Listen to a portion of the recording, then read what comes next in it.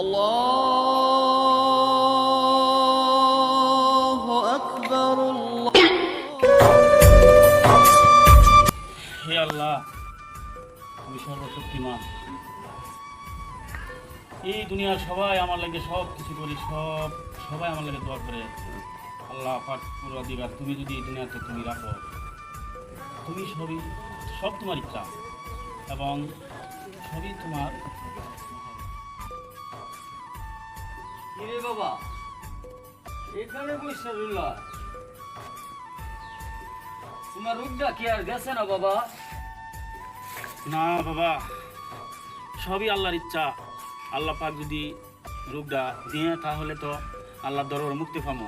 বাবা রে, তুমি শুনছি তোমার আব্বা সেদিন আমার লগে আলাপ করছে, আব্দুল কালাকে আলাপ করলো যে স্যার লাগে অনেক ডাক্তার সাক্তার কবিরাজ পর্যন্ত দেখাইলাম, হ্যাঁ, কিন্তু রোগে কোনো চিকিৎসাই পাইতেছে না, রোগটাই ধরতারে না।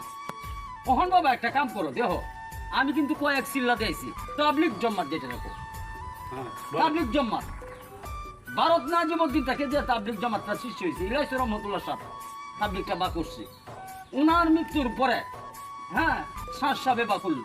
বাবা রে, একটা কাম কর বাবা, আমি যে এই যে সামনে মাসে 5 তারিখ যাই, আমার লগে চিল্লাছিল বাবা, 5 ওয়াক্ত নামাজ পড়, আল্লাহর ডাক, আল্লাহর কাছে 10 সময় কান্দাকুটি কর, তার যত নামাজ রাখতে পড়িয়া আল্লাহর কাছে এমন কোন জিনিস নেই আল্লাহর কাছে চাইলে যাতে সত্যি মতো বাবা সালানি লাগবে, সাল লাগবে, চাইলে আল্লাহ এমনও হইতে পারে চিল্লাতে তুই ভালোই হয়তো।